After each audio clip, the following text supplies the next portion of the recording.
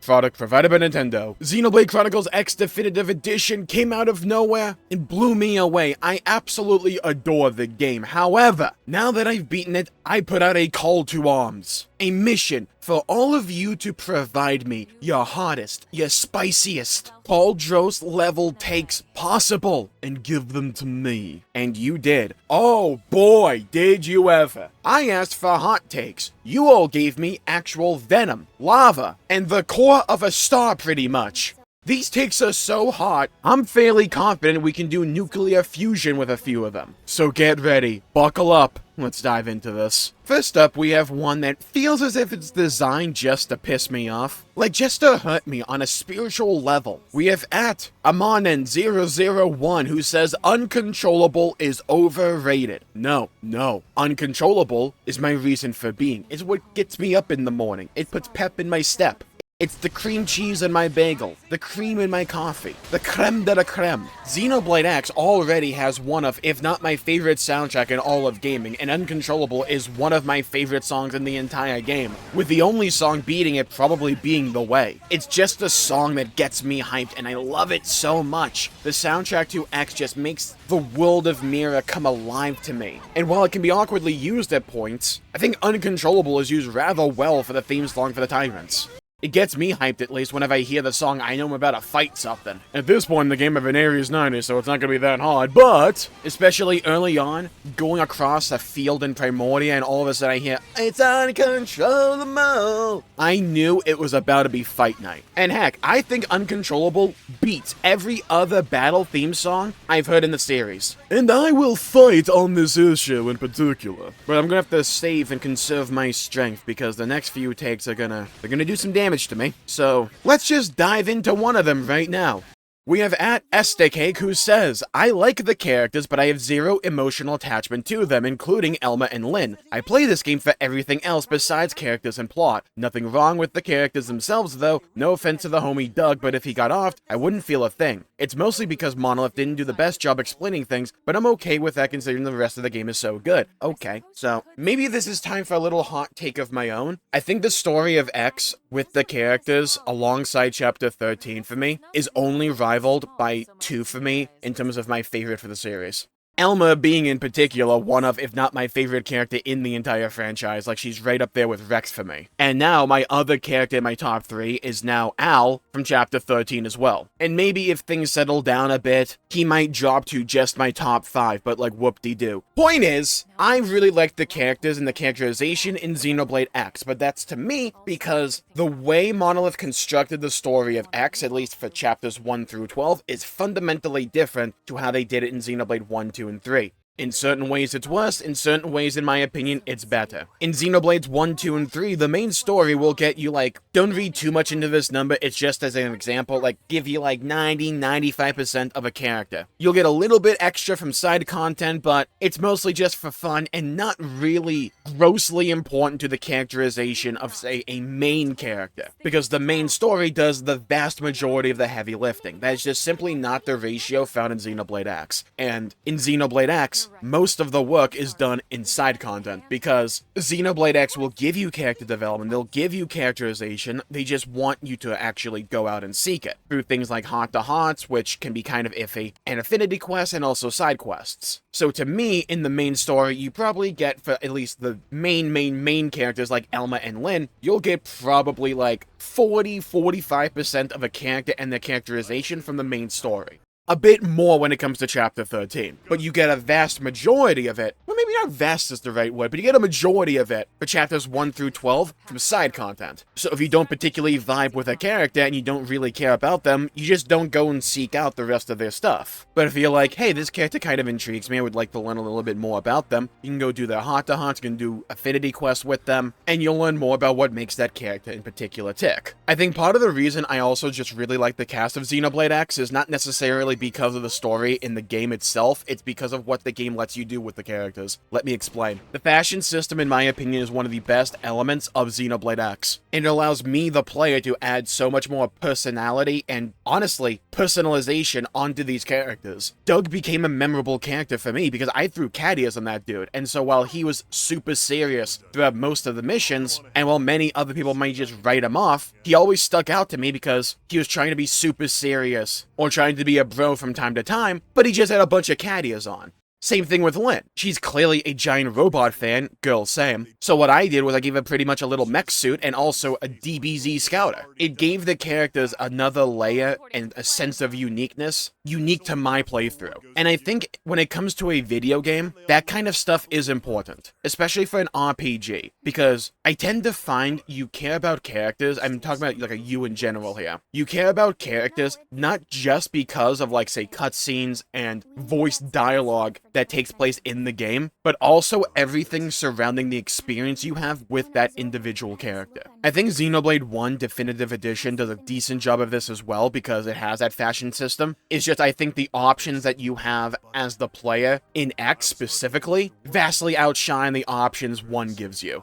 For instance, Yelv was a very memorable character for me. One, because I really enjoyed his story, but also, I never gave that dude pants. Because I just kind of forgot to do it, and I took his pants off of him because I wanted to use them for myself because they had good stats. So every time I saw Yelv, the dude just had his balls out pretty much. So Chad and I just kept laughing every time Yelv was on screen. I just also really liked the framing Xenoblade X had going for it. These last remnants of humanity, trying to pretty much find their humanity on this alien hostile world, and the different ways that they responded to that. I don't think you necessarily need a bunch of different cutscenes and a singular on-rails storyline to make characters good. I don't think that's necessary. I just think the formula that Xenoblade 1, 2, and 3, and then Xenoblade X has, is different, but I don't think that necessarily the formula is any worse than the other. Xenoblade X relies a lot on interest, and intrigue, and mystery, and all that good stuff, and that stuff really hits for me. But there's like a vast majority of characters in Xenoblade 1, 2, and even 3, that to me are pretty much just on the same level as most of the cast from Xenoblade X.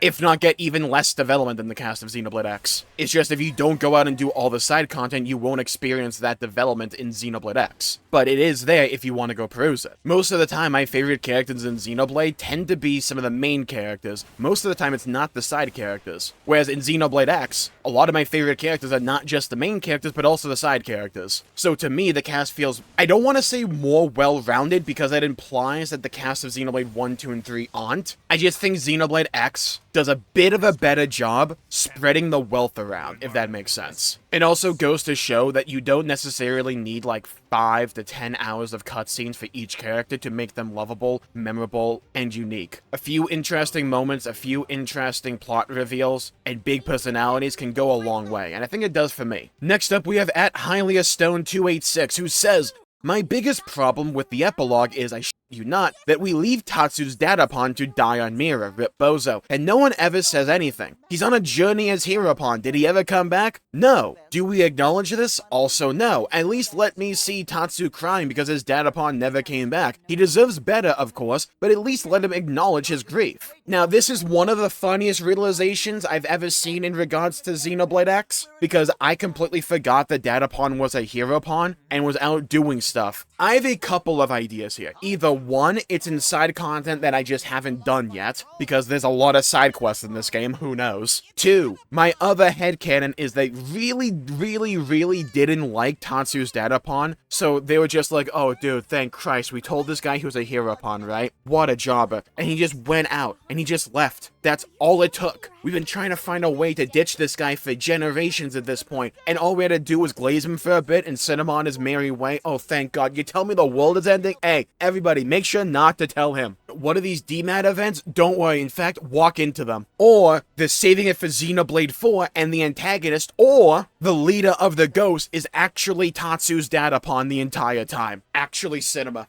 But also, I don't know if I can emotionally handle Tatsu crying. That's like watching a golden retriever puppy, like, well, I guess cry as well. I just don't think I could emotionally handle it, so I'm kind of glad we just kind of forgot the dude existed. Again, with the asterisk being he could have just been in a side quest and like came back or something, or it turned out, yeah, he died. Rip Bozo, let's move on. But as a bit of a side note, I used to be a bit of a Tatsu hater, a Tatsu disliker, if you will. With Definitive Edition, I don't know why the dude's become my second favorite Nopon in the entire franchise. His affinity quest with Lin was so sweet. Also, I really liked him in Chapter 13. Tora is still my number 1, right? Best pawn. But I think Tatsu now has, like, solidified himself in the number 2 position. Next up, we have @author John A. Douglas, who says, a voiceless protag was the game's biggest mistake. It's the personality of the series characters that makes it endearing, and your character is a literal jabroni. I think yes and no. For me personally, I am always more partial to a protagonist that is able to talk and communicate. I would need to think on it a bit more, but I think Xenoblade X Definitive Edition is now my top 3 games of all time, and Final Fantasy XIV is also in my top 5 games of all time. So it's not like having a voiceless protag is a deal breaker for me or anything. And I think he was handled rather well in X specifically. However, in a story of big personalities and characters, remember I absolutely adore the cast of Xenoblade X, having your dude just kind of stand there and not talk outside of, do you want option A or option B? There's like a part of me that wouldn't have minded if they only had a male or female voice and only had one for each, but if that let them actually give the MC dialogue and voiced lines. But funnily enough, quite a few of my favorite scenes in all of Xenoblade X is when Cross is in the spotlight.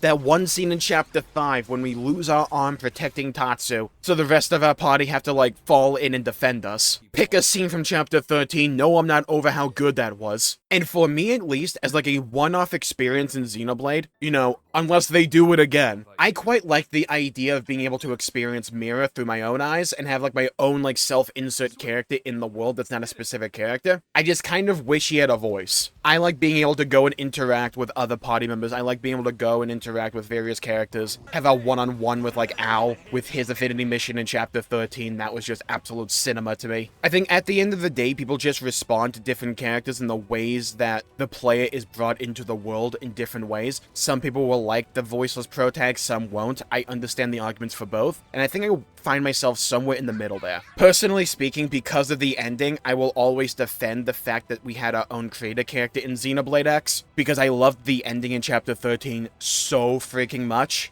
where we essentially took Al's role from the beginning of the game, but we actually managed to make it back home this time, not an entire game later. That scene, and pretty much most of Chapter 13, is going to go down as one of my favorite gaming moments in all of gaming. I just love it so much. Yeah, you can call it fan service, but I'm being serviced. Next up, for the final take of the video, we have @HanaLego5229, who says, Dear Lord, forgive me for the blasphemy I'm about to utter in this video. I swear these aren't my thoughts, yeah? This evil isn't on me. Okay, let's begin. The Skells drag the endgame down considerably. Oh, I know we're not saying giant robots are a bad thing. The antithetical is my way of being. Using them is just a poor... I'm gonna read that again. My eyes refuse to actually read that. Using them is just playing a poor man's Xenoblade 1, and their existence makes a considerable section of the super bosses take place in the air, so you're unable to use the really good version of the combat unless you want to spend like 20 minutes waiting for them to fly past a certain mountain / luring them down. Okay, I hear this argument a lot, and to some degree I understand it and agree with it. However, I disagree with where we put the blame. I don't think the Skells drag the endgame down at all, I just think it's monolith balancing.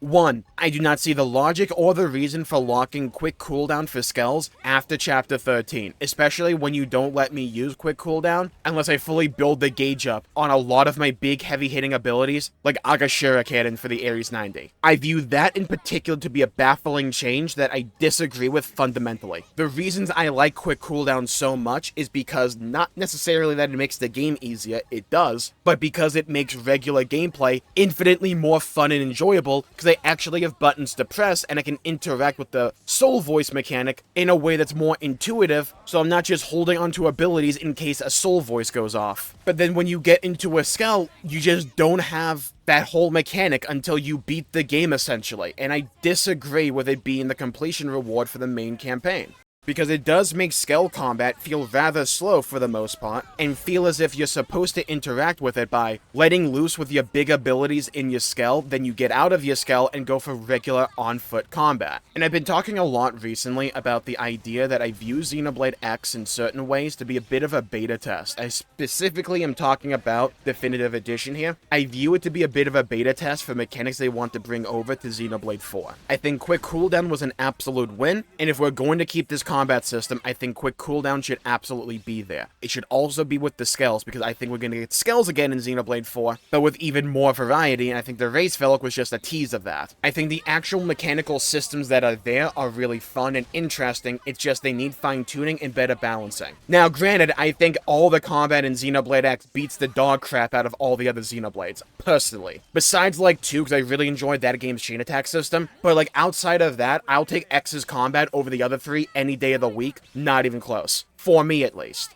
Having said that, the super boss thing. I get the logic. My counter argument would be that super bosses, they weren't ever that good in Xenoblade. It goes back to a long-running critique for the franchise that I've held, and that is the idea that enemy design, in terms of the mechanics that the enemies do, is rather lackluster, which leads to not memorable fight design. And it leads to points in time where either bosses feel like giant health sponges that just take forever to get through and you have to whack at them repeatedly, or they die in like one hit. Hello, Ares 90. And I think with the current fight design and direction of Xenoblade as a franchise, if I have to have either extreme, I would rather have X's variant, where if I just learn how to build correctly, I can become this god of death and destruction and carnage, sweeping across the land, ripping and tearing until my holy work is done.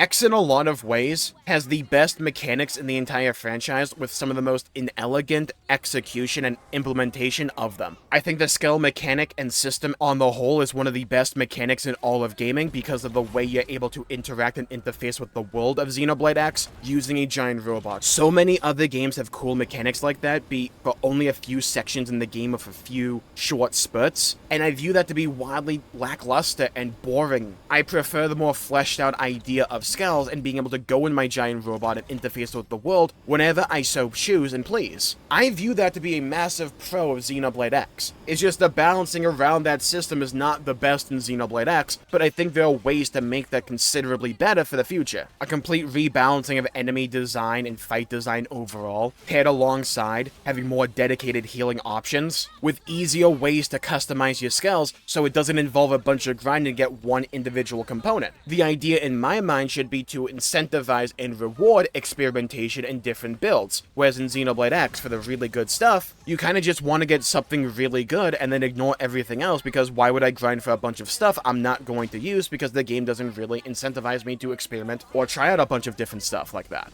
This is what I mean by a brilliant system like the Skell mechanic with inelegant implementation. Now granted, I've always been of the opinion that fight design is one of the weakest elements of Xenoblade. In fact, I believe it to be the weakest, because outside of a few exceptions in Xenoblade 1 and 2, 99.9% of the time, all the fights just feel like giant health sponges to me that I have to whack away at with my own insane build. It's just that X's problems, in my opinion, are different, not necessarily better or worse than the other games, just different. In fact, I do view it to be a bit of a lateral move compared to 1, 2, and 3. But I think the core combat systems and ideas and specific mechanics in X are far more intriguing and interesting to me, alongside the customization, brought down by certain elements like the grind, even though yes, you can grind material tickets, however, counter-argument, that's freaking boring. I think X and 3 showcase, like, Monolith's idea for where they want to take this system's gameplay in the future. And I think Xenoblade 4, mechanically speaking, will probably end up looking like some kind of blend between 3 as well as X, with a bit more lean towards X. I wouldn't be surprised if Xenoblade 4, assuming that's what it's called, winds up looking like, combat-wise at least, 60% of Xenoblade X and 40% of Xenoblade 3. Because there's, like, elements of both mechanics that just blend together. It's like we already have giant robots. I can easily imagine the next phase of this evolution, gameplay-wise, is we take these giant robots in our party and we combine them like Voltron, using the interlink system from Xenoblade 3. Not lore-wise, but the idea of taking two smaller, separate party members and combining them into one unified whole with different abilities, or more powerful abilities. I can easily see that being the direction they go in Xenoblade 4. And also leaning into the idea of, say, the Race Fell. Where like, yeah, in combat the race Velg is rather underwhelming. However, cruise control is really cool, and those unique animations are inspired. And I could easily see them building even more archetypes of Skells in the future that have their own mechanics and little unique elements like the race Velg going into Xenoblade 4. This is what I talk about when I say Xenoblade X Definitive Edition in a lot of ways feels like a beta test of ideas they want to toy around with and just experiment and get like a proof of concept for Xenoblade 4. And I think over the next couple of years, because we're gonna have some time until Xenoblade 4, right? Like, let's be fair here. I want to really talk about this issue in particular when it comes to the gameplay and how we can like take this gameplay loop or style from Xenoblade in the past and bring it into the future to make it more fun and engaging on the whole. That's inherently a subjective debate, but like, if you know me and you know my channel, I absolutely adore Xenoblade. It is one of, if not my favorite franchise in all of gaming, and I want to see it personally grow and strive to be even better. Because think of it like this. I just talked about all the issues that I have with the Skell system and combat and fight design in Xenoblade, and all 4 Xenoblade games, 1, 2, 3, and X Definitive Edition, and heck, you can even argue Original X as well, they're all in my top 20 games of all time, despite the massive issues that I have with certain elements of the game's design. So if those issues were like rectified or made infinitely better, well, buddy, I'm on Cloud 9 over here. Then it's like, buddy, I'm in Elysium, Rex wishes he was me, I'm happy, I'm going, we're moving, dude. I'm Fortnite dancing in the clouds. It's just like, I'm having a great time. So this is what I say whenever I hear people talk bad about the Skell system. I don't think the issues are inherent to the Skell system in particular, it's just the supporting structure surrounding it. The Skell system itself, in my opinion, is one of the best mechanics in all of gaming when it comes to actual gameplay, both in and out of combat, and being able to utilize a cool mechanic like Skells in a non-limited capacity. It's just the balancing of the implementation and in combat needs to be tinkered with significantly. And I think they need to make it easier to modify your Skells gameplay-wise that doesn't involve an insane amount of grinding. I should feel rewarded and incentivized to swap my build out depending on the situation for each of the Skells. I think that would be a really cool system in my opinion, because it would lean into one of the best elements of the Skell system, that is the customization of it. We had a lot, and I mean a lot of other hot takes. Believe me, we have plenty more to go through, but if you have your own hot takes concerning Xenoblade Chronicles X Definitive Edition, or Xenoblade on the whole, leave a comment down below, and you may be next on the chopping block for the next video, where I'll react to them and try to retain my mental sanity. Thank you all for tuning in, stay safe, have a great day, leave a like and subscribe if you liked the video and you want to see more content. I know I would appreciate it. Bye bye everybody, until we meet again.